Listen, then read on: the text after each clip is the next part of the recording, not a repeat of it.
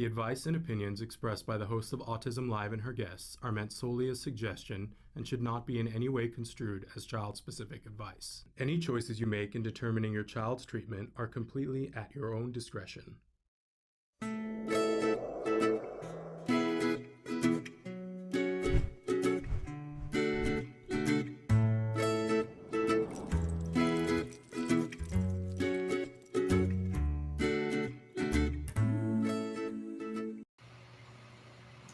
Hello and welcome to Let's Talk Autism with Shannon and Nancy. I'm Nancy Alspot-Jackson.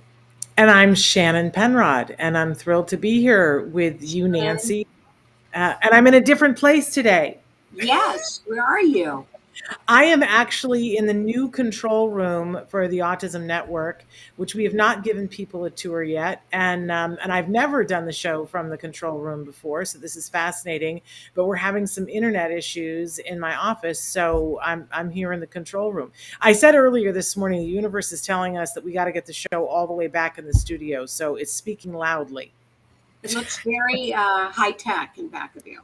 Well, this is, I should swing it all around so that you could see where Traven's sitting, but I'm not going to throw that at him right now. But another time we'll do a show where we'll show everybody our new digs as the Autism Network and, getting things up and running. We are now doing Ask Dr. Doreen from the studio, but we're not doing the other shows, Autism Live or this show or any of the other shows from the studio yet. But I said this morning, the universe is telling us it's time. So hopefully very soon we'll be able to do that. Are you well, Nancy? You just got back from a big trip. Yeah, I was in the Caribbean, in the Turks and the Caicos. It was amazing. I can't wait to hear all about it. And I hope at some point you're going to share pictures with us. It was beautiful. Absolutely stunning. I love it. I hope you've come back rejuvenated. I did. I'm still a little jet lagged. Just got back on Sunday. So. Wow. That's a lot. Thrilled to be here. And we have not had our fill of Wyart in quite a while. So I hope that you're going to share that with us. I do have to give one programming note to folks that this program, we are pre-recording this the night before you're seeing it. So on Thursday morning, when you're seeing this premiere live, we did record it last night. And that is how we do Let's Talk Autism with Shannon and Nancy. But I'm watching with you right now. So please still interact, write in. Tell us your thoughts, your feelings, your questions. You're going to love our guests. We got a great guest coming up in a little while. I just love it when we have dads on the show, Nancy. We've said that for a long time, right? And this, I can't wait to talk to this dad because he's got good information that everybody needs to hear. But want to remind all of you that you're watching it live. If you're watching it live right now, it's on Facebook, YouTube, Twitter, or a dozen other sites that Traven just showed you. It will podcast later on today and be available as a free download wherever you get your podcasts. Remember that if you want the audio podcast, go to all those podcast places where you get your podcast. If you really want to watch the video, then we're asking you to please, we're only streaming the video for the podcast on YouTube anymore. So please check out the video there. But for everything else, if you're taking us on the walk, the run, the car, please get that wherever you get your podcasts. That was my disclaimer. Now, can we please be reinforced with Wyart? Oh, I think I've got two paintings that he just did. Okay. This one is just called Cactus. I love it. Yeah, he did that about 2 weeks ago. And it's available for purchase if anybody's interested. It's gorgeous. Yeah, nice and colorful, huh? I love all the red, the juxtaposition of the red. It's really beautiful. That's a Christmas cactus. I love it. And then the other one, the next one is a sea turtle. Oh. And the story behind this is on my vacation, I saw lots of sea turtles.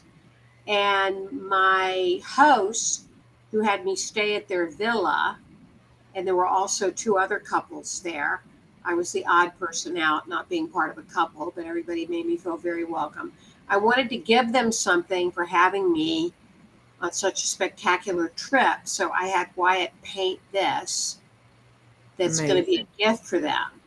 I love it, Nancy. I And then absolutely. there are two other versions which he's still working on. That I'll get to the other two couples just as a thank you for having me on such a spectacular trip. I love it. And I also love how the signature on it almost is like you could miss it if you weren't looking for it. It's almost like more of the seaweed. I love the play of the light in the back and how different the color of the back fin is than the front. It's just kind of amazing. And I always love the expressions on the animals that he does. Just beautiful Thank you, work. Shannon. And of course, we've said before on the show, you can see if you're watching, he's available on Instagram at Wyart_autism and on Facebook as Wyart, and that's WYArt autism.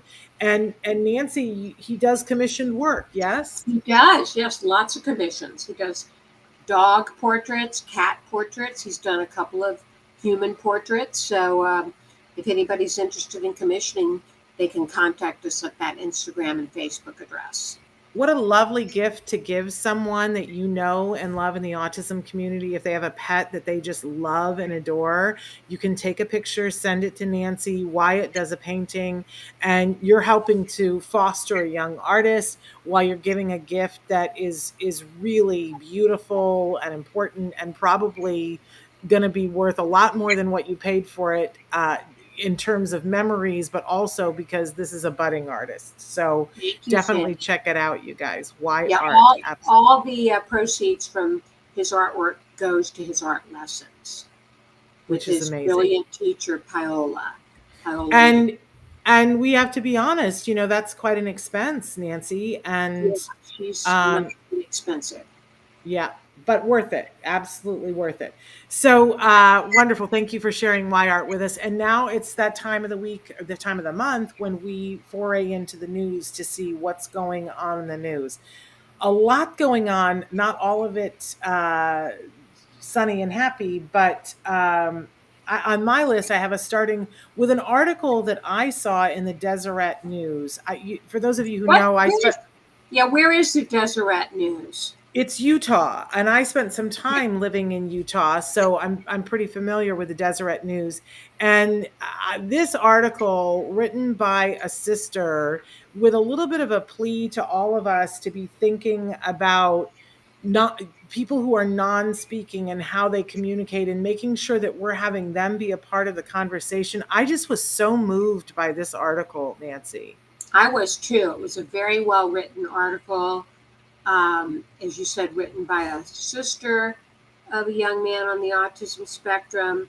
Her name is Julia Chu Knutson, and she began the article from the moment she found out that her brother, using a new therapy called spelling to communicate, was able to express himself in ways that she and her family never dreamed possible. Yeah. I don't want to give too much away because it's really well written, you guys, but there's a part where she talks about her self she was the older sibling, and she talks about how she felt about her brother and what she thought he understood and what she what he didn't understand. Her mother contacting her and saying, "You're not going to believe this," and the teacher asking him to spell Massachusetts. Yeah. And him going through it, and each time he punched a letter with great effort, that it took him to punch a letter, that each and every letter that he pushes in the Massachusetts, she tells you of the crumbling of the wall that she had built, saying that he didn't understand what they were saying in front of him, that he didn't know what was happening. It took my breath out of my body, and I felt the wonder and the pain that she felt as a sibling in that moment, realizing all these years he's been in there and he's understood everything we said and didn't have a way to tell us. The shame of that, and the joy of realizing that now he was going to be able to tell her. Just stunningly well written. So want to encourage people. And the message, I think, is vital, Nancy, that we do. You always have said this to me. always said this to me, we always presume intelligence. Mm-hmm. And that's one of the first things I remember you saying to me. Oh, always presume intelligence. That a lot of people look at somebody who's non-speaking and assume all kinds of things. But you've always been at the forefront of that, Nancy, and I always think about that. Um, but there are still a lot of people who assume that if you're not speaking, it means you have nothing to say. And we know that isn't true. Those of us who've met many people who have found the way to communicate, we know it's not true.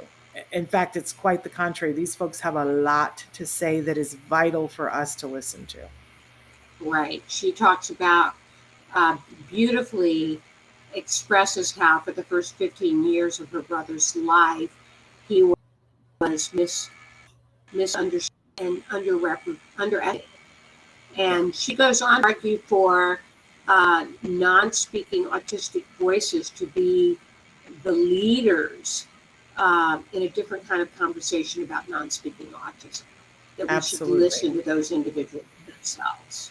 I was so moved by it. It's very well written. I can't wait to see what else she writes, but a beautiful, beautiful message. It will take you guys' breath away.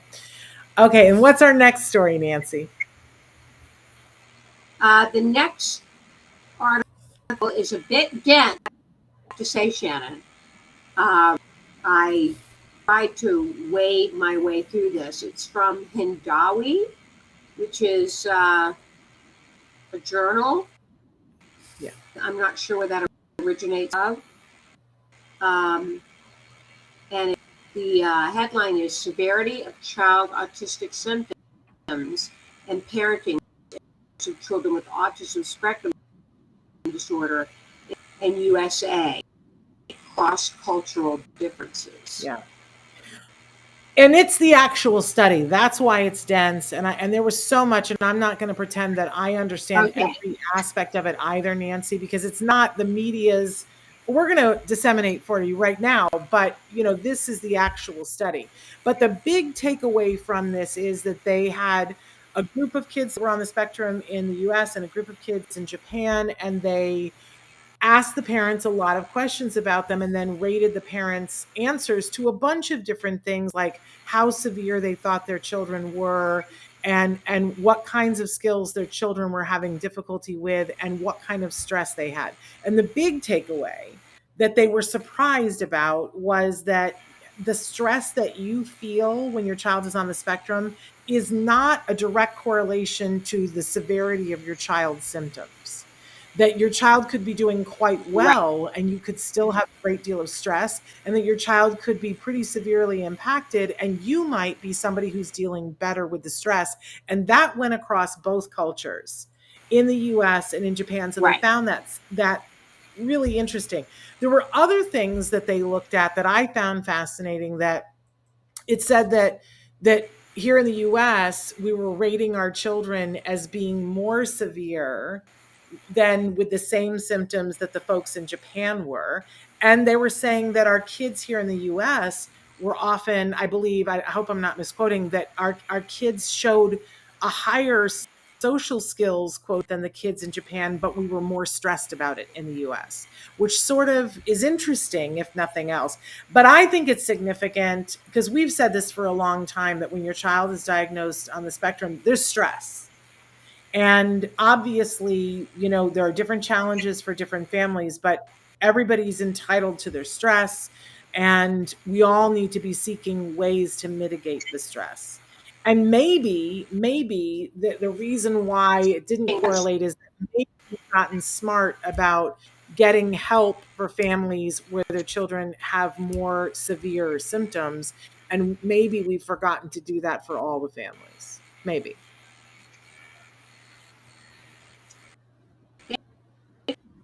Interesting, difference of being able to cope with. I have families, one who on Facebook co-mother of a young man named Alex. Years ago, Activate gave a grant of both autism and Down syndrome.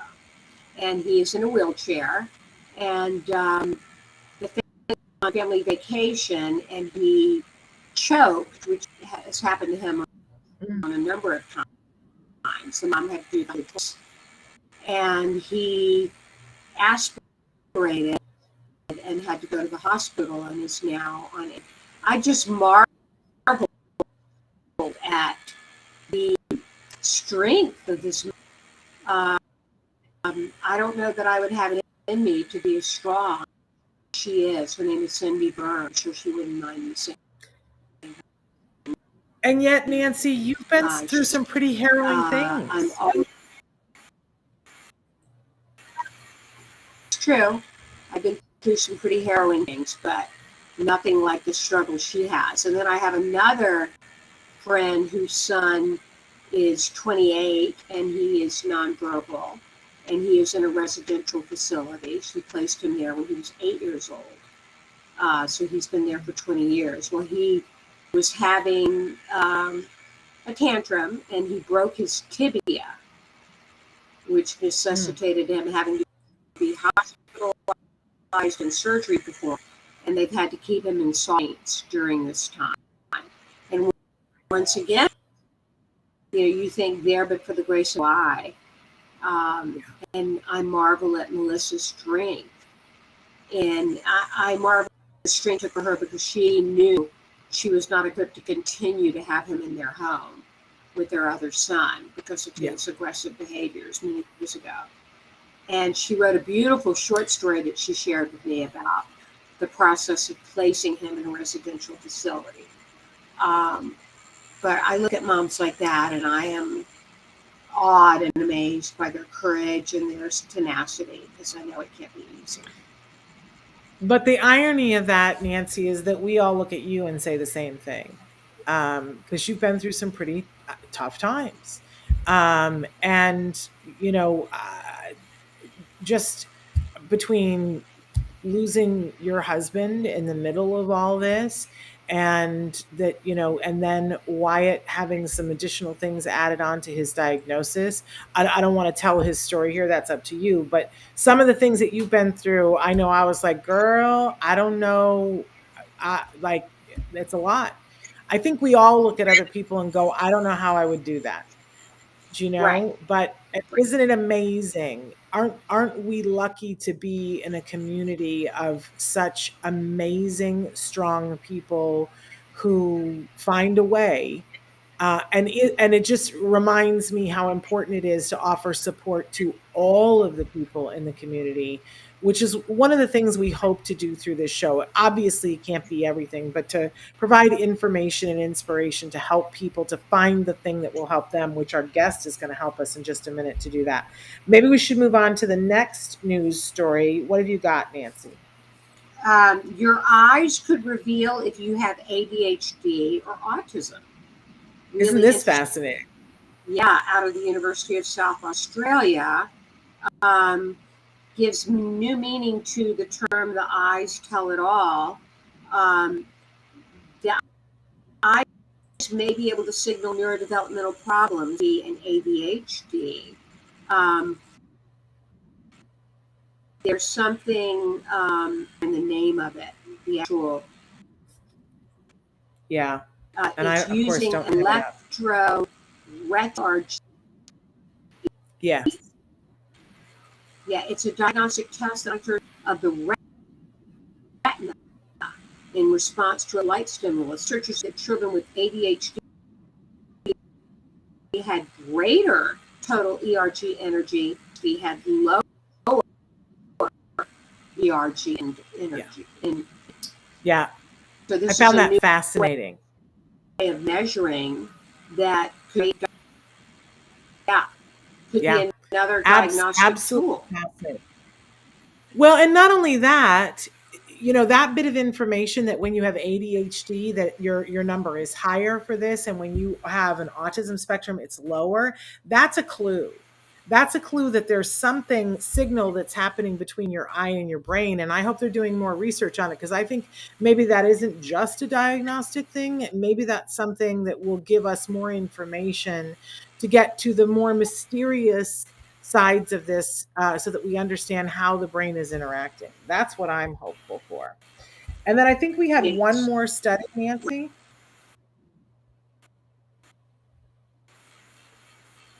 Oh, And I I don't have know if another one. I'm losing you or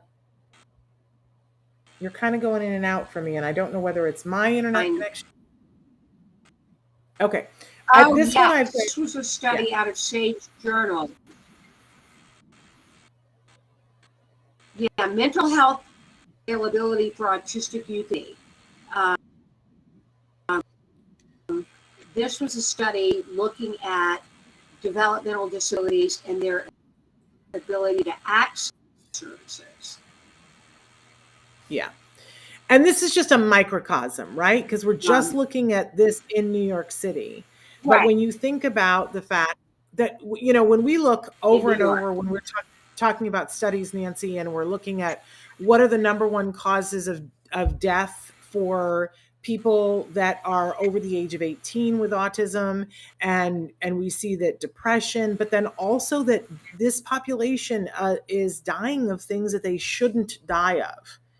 And one of the things that this article talks about is Right. if you don't have the ability to communicate what you need, you're less likely to get it. Doesn't that sound like a big duh to you? Right. Absolutely. So I think what's That's and what I and thought. and we know depression and suicide is a big factor for this age range. And I'm sorry, Nancy, we're having like some sort of disconnect. So I'm hearing you later. I don't mean to be over talking you, but I think what the takeaway for this is that it is so imperative that we continue to provide training to mental health professionals to be looking for clues and having a checklist of when somebody exhibits this behavior, make sure that you offer them these services. Otherwise, they're not likely to get them. I just can't even, that is the duh heard round the world. I don't know why we have to explain that to people that are in the mental health position to offer services, but apparently it needs to be explained because there are lives at stake here. Yeah. I'm not sure we have Nancy. Okay. We need to place it down. Can you hear me, Shannon? I'm not. No, you're going in and out. And I don't know whether it's just me or if it's everything. But you got to be getting frustrated. Imagine as frustrating as it is for us that we're trying to communicate through this medium with sketchy internet today. Imagine how frustrating it is for a teen or a young person on the spectrum who needs help and support and is having difficulty communicating and getting access to those services. This frustration that we are feeling is just a Right. small amount of what they must be feeling. But I'm frustrated. Are you frustrated, Nancy? I want to take my internet and shove it into the Atlantic Ocean. Okay. Anyway, let's shove it into the ocean. Anyway, all right. Okay, so I want to get on to our guest because he's been waiting patiently, and I'm so excited to have him here with us. Nancy, if you have internet, but it looks like you don't. I might. Normally, we love it when Nancy does the introductions because she just does it so much better than I do. But Nancy, let's see. Do you have internet at the moment? Go for it. Introduce Jim for us. Okay, our first guest is, as Shannon said earlier, an autism dad. His name is Jim Hamilton, and he is an advocate. And his career, he has been a high frequency quant trader, which I'm not exactly sure what even that is. So I had to Google it, but I did. And guess what? I still don't understand. I still don't understand. You'll have to explain it to us. I Googled it, though. I did look it up. Okay, he's been a high frequency quant trainer for a Chicago firm, and he has a background in statistics, computer science, and finance. He's a brainiac, and he is an advocate. And we're going to hear a little bit about his advocacy for autism, for ADA, and his work with insurance advocacy. Yes. And his name is Jim Hamilton. Yeah, his name is Jim Hamilton. Welcome to the show, Jim. Hey, how are you doing? Hi, how are you? Good. Good to have you here, Jim. First of all, why don't you tell us a little bit about you and your family members? Yeah. So my wife and I just moved back here to Kansas, but we have our son John, who was diagnosed with ASD when he was 2. He's now 7. Daughter Cece, 4 years old, and son James, 6 months. So you are Jim, and you have a son named James. I can Yeah. relate to Yeah. my husband is Jim, and our son is James. It's a thing. It's a trend. Good luck to you. We've had difficulty with it. I hope it goes smoother for you than it has for us. But it's all good. It's a great name. You gotta Yeah. love the name Absolutely. in all of its iterations. So maybe end the controversy for us here. I did look up quant and try to what a quant trader was. I'm not going to pretend I understand it. What in the heck is that? I don't know. You know, my wife struggles with it too. People ask, and I just I've told her, yeah, I'm just a trader. It's just a little more math, a little more computer science, but just a trader. Okay, because it was something to because the quant stands for quantitative, right? Or Yeah, quantitative analyst. My point in saying that was I have absolutely no experience in behavioral health or anything related to my son's diagnosis. So I was swimming, I was without a paddle there, so I had to catch up quick, just like every other parent, really. Tell us a little bit about his diagnosis. You mentioned that he was diagnosed with autism when he was 2 years old. Tell us a little bit about that experience and what that was like for you. Yeah. So my wife is she was a kindergarten teacher here in Kansas, and then we moved to Chicago as well. She went to school for special ed, so she saw the signs when he was 6 months old. He wasn't rolling over. He couldn't hold his head up. We did the helmet thing. So it was quickly diagnosed, by her, and I kind of looked at it as, you mentioned this in your book, but the first stage is, it's the 5 stages, right? The first stage is denial. So I was definitely in the denial stage there, but and up until we got the diagnosis, I was certain that my wife was wrong, but of course she wasn't. So yeah, it was tough, but it's my wife dealt with it by reading a bunch of books, and I couldn't. The books didn't help me because they were more pep talky, which is great, but that wasn't what I was looking for. So I was looking for more information. And had I known about your book then, I would have enjoyed that. But I didn't. I read. There were no practical guides, so I just dug in deep to the scientific papers and kind of caught up that way. So. Well, I think your tale is very familiar tale, right? I think a lot of, especially dads, it's not across the board. I know at least one friend that she was the one in denial and her husband was the person saying, honey, I think you got to look at this.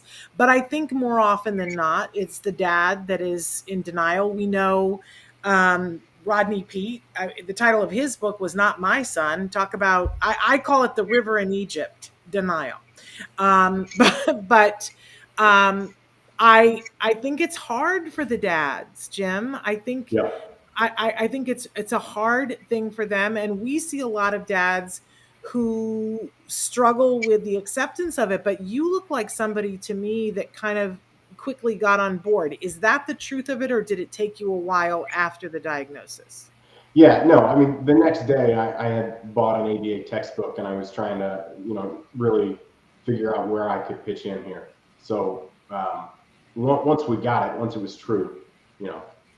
Who had told you about ABA though? Because when they diagnosed, did they tell you about ABA at that appointment? No, and you're absolutely right. It wasn't an ABA textbook that I got. I read some papers and I didn't know about ABA for months after the fact. But it was, and it was frustrating what we did first. We went through a specific type of therapy that was not ABA. And, it's kind of beyond the scope here, but it wasn't, I didn't love it. But we quickly found a ABA and found a good spot. So you found ABA how long after the diagnosis? We got diagnosed when he was just under 2, maybe 18 months. I think maybe a few months before he turned 2, and we found ABA by the time he was 2. So we did move quick, and we were quick to interview and test out ABA, but we had found our favorite ABA place by the time he was 2. Here's what I want to know, Jim. What was it that you found out about ABA that you went, this is the thing that we're going to go get? And why did that become so important to you? Well, you mentioned my background, but I'm big into data. My argument is, if you're not measuring it, it's not science. And if it's not science, then what are we doing here? So what I love about ABA is, yes, these are qualitative skills, and yes, it is difficult to measure them, but you can measure them. My son struggles with screaming, just kind of impulsively, and his therapist developed tools to monitor that. We've got the voice level system, whatever it is. So, but you can measure outbursts, and we can have an incidence, plot of this, and have a moving average of it over the last weeks, and we can see that, yeah, these tools are working. This is when we started to do, when we started to implement this tool, and yeah, after the next, extinction burst and all that, it did actually come down. So it is measurable, and it is, even though maybe at first blush it feels like it shouldn't be. And you said, Jim, you all had a goal to get John into a private school that would allow an ABA therapist. What was that process like for you? Yeah, so for us, it was important that we have ABA therapy in school, because in my mind, ABA therapy is the gold standard in treatment for a child with autism. And maybe that's controversial, but it's at least the easiest thing to get approved by insurance, let's say. And in Kansas, an IEP will get you speech, PT, OT, maybe some para time, maybe some special ed teacher pull-out time. But it is most often just that, it's pull-out time. And you mentioned this in your book. You say, if he's getting pulled out of math to learn speech, then what's the game? And big proponent of math. So it was not worth it to me to get speech, PT, and OT, which I feel like I could get on a Saturday or after school. I want to get schooling when I can get it. And the nice thing about ABA is we can pursue these goals while we're pursuing academic goals. They're not, and my insurance provider disagreed initially, at least, that they're not, that they can't be done in tandem. Well, they absolutely can. And in fact, they complement each other very well. So going the public school route, unfortunately, wasn't an option for us. Going the IEP route wasn't an option. I wanted ABA therapy and for personal reasons, we chose this particular private school. We wanted to go to this private school, and we wanted ABA therapy in the school. And it was a struggle. We had a struggle, one, getting the principal on board, and two, getting it passed through insurance. So, the struggle of getting it through the principal was, we had to teach her and her team what is ABA. So our BCBA volunteered her own time to come in and teach our first grade or our kindergarten teacher, some tools, observe them in class and teach her some tools, and they all kind of got on board. They saw, yeah, these are actually usable tools that we can use in the classroom, and it does mitigate behavior. So we got them on board with that, and then it was kind of showing them that we weren't going to be, we were going to be one of those parents. We're not going away. We're going to be, respectful but persistent. And then it was, we're meeting with them once a month, and it's, what are palpable, what are actual blockers? Give me actual things. So we got our RBT to take this 2-hour training course, or sign a waiver for confidentiality of other students, or a slip and fall waiver, adhere to a dress code. So there were like a litany of things that we had to get done, and we finally adhered to it. So we got to a place where the staff there was willing to let it happen. It sounds, I'm saying it out loud, it sounds like a no-brainer, right? Why wouldn't a principal, why wouldn't a school want, why wouldn't they welcome free professional help? for a student. But it is actually, this principal faced some significant headwinds. She was,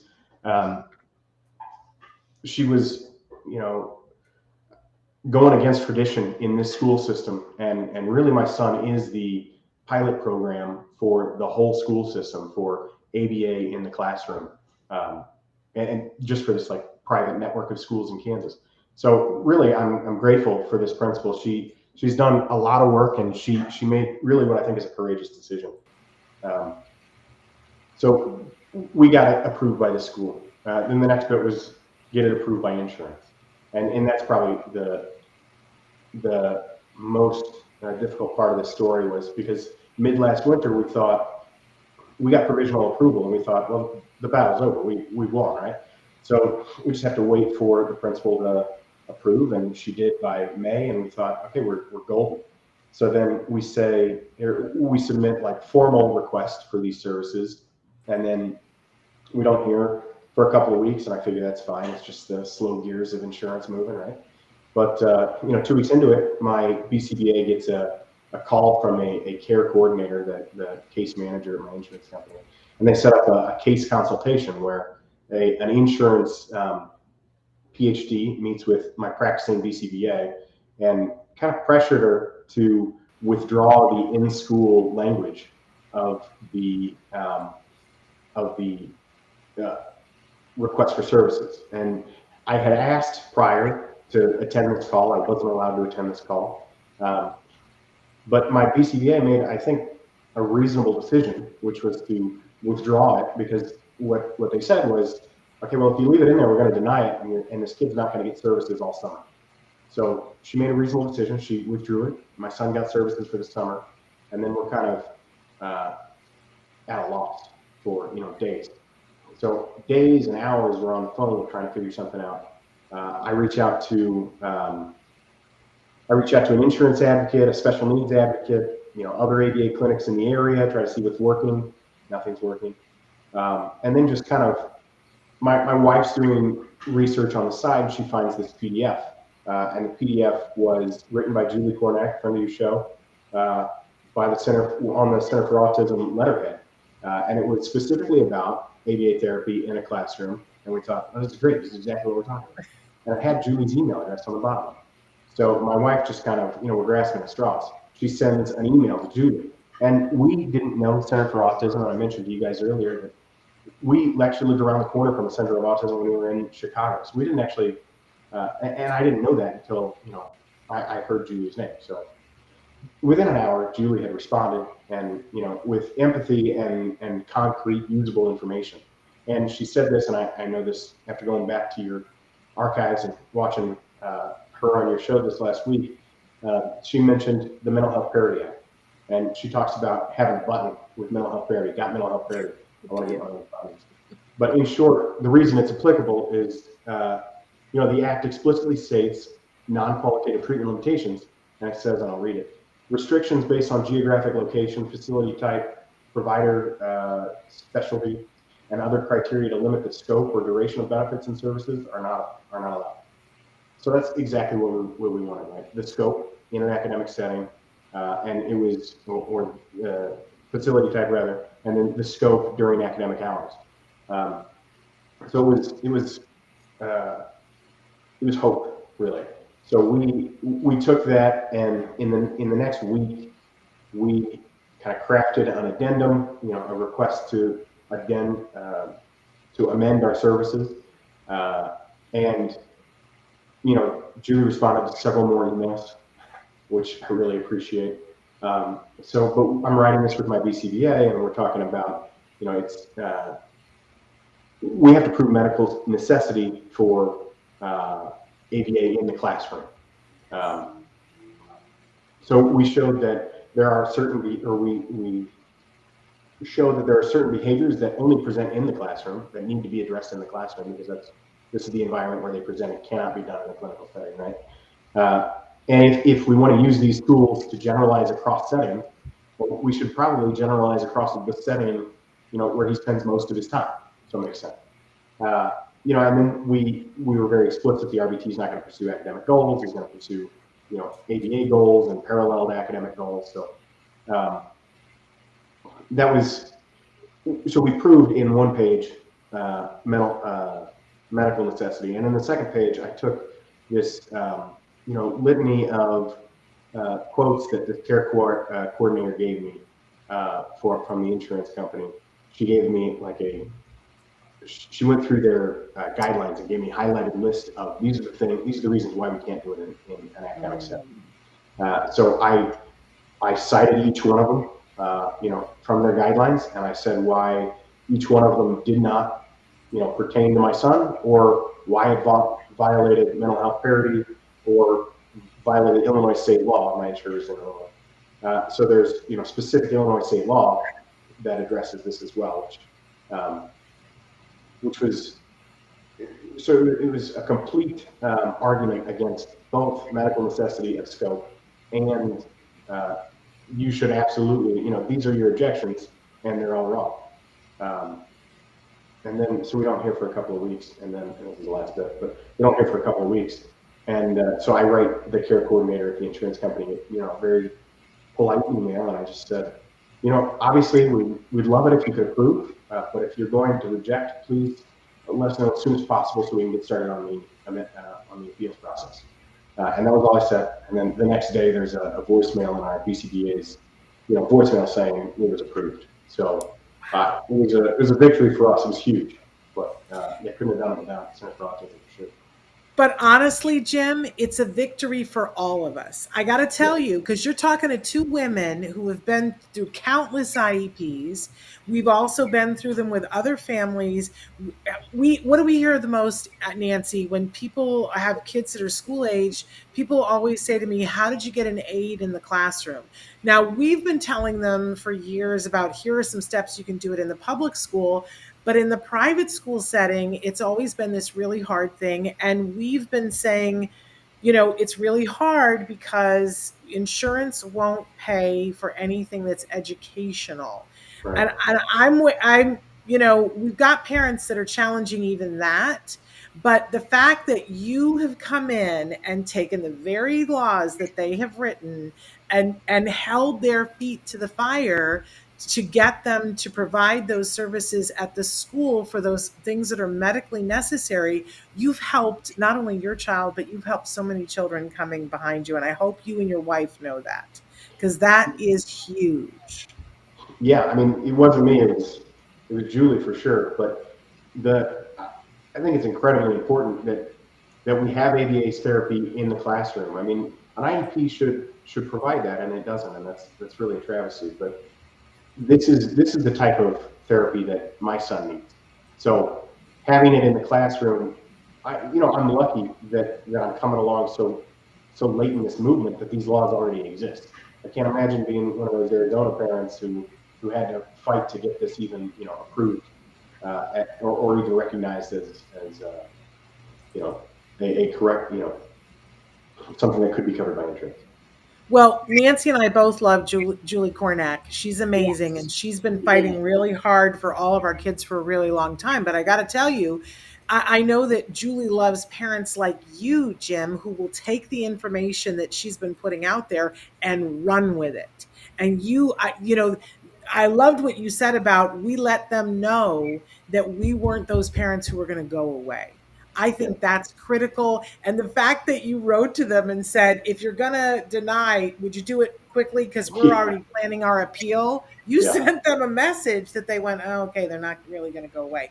And Nancy, don't we both agree? That's what gets it done sometimes, is showing them that you're going to stand in the street, and if they're going to play chicken, they're going to lose. Yeah, you have to be tenacious no matter what. Yeah, what is it you say, Nancy? Be a dog on a pork chop? Pork chop, yeah. Of course, in our case with my son, we were not able to get an ABA therapist with him in the public school. We tried for many years, and the district we were at prides itself on never letting a non-public school aide into the classroom, and we went for a time to a private school and had his ABA therapist funded through insurance for a number of years. but That we was were not preschool able. though, right? Or that was actually elementary, right? Some of it? That was elementary. Yeah. Yeah. Yeah. But But that was even before they were paying it for at home or at the center, right, Nancy? right. That's right. And then when the insurance reform came, then they sort of cracked down and said we're not paying for it at school anymore. Right. Make the school pay for it. We're paying for it at home now. And Right. it's like the pendulum swings both ways, and the people who lose are the kids and the Mhm. parents. Because Jim, I hope you'll talk a little bit about this. Had to have been stressful for you and your wife. Yeah. Yeah. I mean, definitely. I'm, it kind of goes back to what we did right when we got the diagnosis. I'm more of internalize it and try to come up with like objective, what can what are some specific things I can try to accomplish? So I was more focused on that. My wife was, she actually reached out to Center for Autism and Julie. So she actually got it done, but she was also similarly stressed. So it was tough. I think what she and I have kind of agreed on, or maybe implicitly agreed on this, is that we're just not going to take no for an answer, or we're just not, what is it? What's the real cost when appealing this or taking them to court? I mean, I'm going to do that, obviously. So, we'll just deal with it as it comes and just never let it go. Absolutely. For us, my husband and I, we always said, in Life's Little Instruction Booklets, there was a page where it said, when going after Moby Dick, pack the tartar sauce. And whenever we were in hard times, I would always go buy a jar of tartar sauce and I would put it up on the ledge and I would go, we're not quitting until we get Moby Dick here, whatever it was. But the stress cannot be denied. Yeah. And I hope for a time that the city on the hill, where when a child is diagnosed with autism, that parents are given good information right away, and that they're given access to things that are right for that individual, which is not one size fits all, and that nobody has to fight over it. Yep. And I hope that someday we're going to get to that. And we've got a couple of minutes, Jim. I know one of the other things that we were hoping, if we had time, was to talk about everything that you've been through in terms of living in one place, moving to another, starting ABA, picking a clinic, and how it's got to be the right fit. And if you can give some advice to parents about how you guys did that, I think we'd both love to hear that, wouldn't we, Nancy? Yes, please. Yeah, for me, what is the right fit for? I feel like what is the right fit for my son is a clinic that puts an emphasis on measuring and reporting. I want to have a monthly meeting with the BCBA. I want that meeting to be, I want 2 days before that meeting to get the written report and all the plots. I want to go over the plots. I'm going to send you questions the night before, so you have time to think about how you're going to answer them. And then on the day of the meeting, let's just rip through it and get it done. In and out in 15 minutes if we have to, it's fine. But let's give me some time to catch up to where you are as a BCBA, and give you some time to really think about the questions that I have. So that kind of relationship is maybe a little more demanding than most parents. That's kind of the relationship that I require of a clinic. And unfortunately, there was a handful of clinics that we went to that just the measurement wasn't rigorous enough, or the therapy wasn't generalizable enough. We weren't talking about the same thing. I mean, they would, playtime is great so long as we're and pairing with your RBT is absolutely required, sure. But it needs to be constructive, and you need to be sitting there with a clicker, or you need to be sitting there, with your iPad taking notes as you're going. And we need to agree on what is the behavior we're targeting, how are we trying to measure success, and how are we going to know if we need to change tack, midway through this. We need to, it has to be based on a scientific method. And if it's not, then it's really not worth my son's time. And you've said this before, which is there's a lot of studies that say that 40 hours are effective, and there are no studies that say that 20 hours are effective. And an ABA clinic, unfortunately, there's a shortage of RBTs right now, just nationwide, and it's difficult to get the hours that you've maybe even gotten approved for by your insurance company. So another big thing is make sure that you're on a list, and you're also not just on that list and not just going to get some hours. Don't take me off the list if I'm going to get 10 hours. I'll stay where I am now and get the 35 that I'm getting. So it requires understanding what ABA therapy is and knowing what's a good fit for you and then fighting for it. Absolutely. Amen to that. It's hard though. It's really, really hard. And I think for a lot of people, when in the beginning, if you don't know what it is that you're looking for, like you went looking for the thing, and I really want to apologize to you because I think my book is more of the pep talk that you said you weren't looking for. But I would tell you that the book that I recommend, if you're not looking for the pep talk, if you're looking for the how-to, we just had Dr. Mary Barbara Lynch on the show, and her book, Turn Autism Around. I'd love for you to take a look at that, Jim, because she's a mom who became a BCBA. She was an RN and became a BCBA, and is trying to help parents to understand what you need to do to get from point A to point Z. And I have a mission, Nancy does as well, that we try to give information to families that will be useful to them. I am always I think, we're both fans of ABA, Nancy, but I think I'm a little bit more of a fan of that intensive, but probably because I got it and I got it at the right time. And so my whole life is a testament to what's possible when you get it at the right time and the right intensity. And I see, it's very scary to me right now, how many people, we fought so hard, Nancy, didn't we, for people to be able to get access to what they have access to now. And there's parents who are just turning it down. They're being offered 35 hours of ABA and they're like, 15 is fine.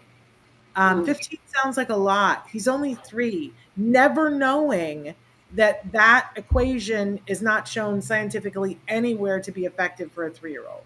15 hours won't help your child in the way that you're hoping that it will. Yeah. There's the early start Denver model study and early intervention studies have shown that it's better than nothing, but it's definitely not as good as 40 hours. I mean, it's not. Yeah. For me, it had to be the full 40, and it's a lot for my son. It felt like a lot as a parent, but How do you guys manage it? Because you've got other kids, and so for the people who are watching are like, great, but how do you do it? How do you guys manage? My wife does it. She is the workhorse. I mean, it's a priority for us. We plan vacations around it. We make sure that if there's a lake house party or something this weekend, we're all going down on Thursday. Now we're going to be there Friday night. So it's absolutely our priority. So it's just the way it has to be.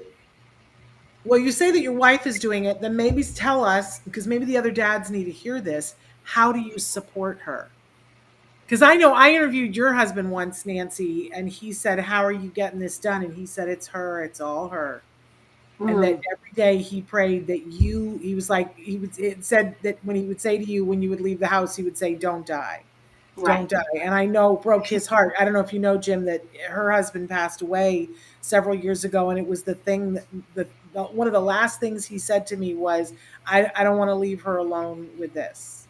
But so tell other dads, Jim, how do you support your wife through this as she's being the project manager? Yeah, I mean, she's the project manager, and I'm happy to take time off if if John needs to go from you know uh, speech and PT over to ABA in the middle of the day. If that's just how the schedule is going to work, then fine. I'm quick to use whatever PTO I can to do that. But you know, it also kind of just boils down to I'm there for all the meetings, and I like to be there for, and I like to be on the same page as to, this is, if this is the schedule, or if these are the goals that we're trying to hit in ABA for this period, then I want to know what the program is so that I can start to implement it at night, so that when I get done with work, I can go up and take John in a corner, and we'll work on the program ourselves. And to give her that break is, I mean, that's really all I can do. But she's with him all day, every day. Amazing. Jim, tell us if you had advice to give fathers from your perspective now, what would it be? What would your advice be to fathers? I'm a huge proponent of ABA. And again, that might be controversial, but I think it's crucial. So get into ABA as quickly as you can. Get as many hours as you can. You can get 40 hours. It doesn't matter what insurance tells you. You can get 40 hours. And when you're dealing with insurance or the school, these are good people. They're doing their jobs. They're not out to get you. They're your partners. So be, respectful and polite, and treat them like they're your, compatriots in this battle. But at the same time, be stern and go after what you want. Don't back down. I mean, you have an obligation to get it done for your kid. And you mentioned in your book, what if everybody, went after those 40 hours and everybody stood up and everybody said, well, I want, ABA for my kid in school. What if everybody did this? Then there would be a crisis. Well, let's do it, because let's bring it on. These kids need it. Oh, you are my kind of dad, Jim. Let's create the crisis. Yeah. Because I think what's happening is insurance is creating quite the other crisis, where our kids are not getting enough. And then I see what happens as a result of that the services aren't there later on. And there is a crisis right now in the field of ABA, and we are starting to see ABA providers that are ceasing to be, because insurance has made the game in such a way, and nobody has trained the parents to fight back. So, man, love what you're doing, and you just opened a whole new can of worms for a whole bunch of people.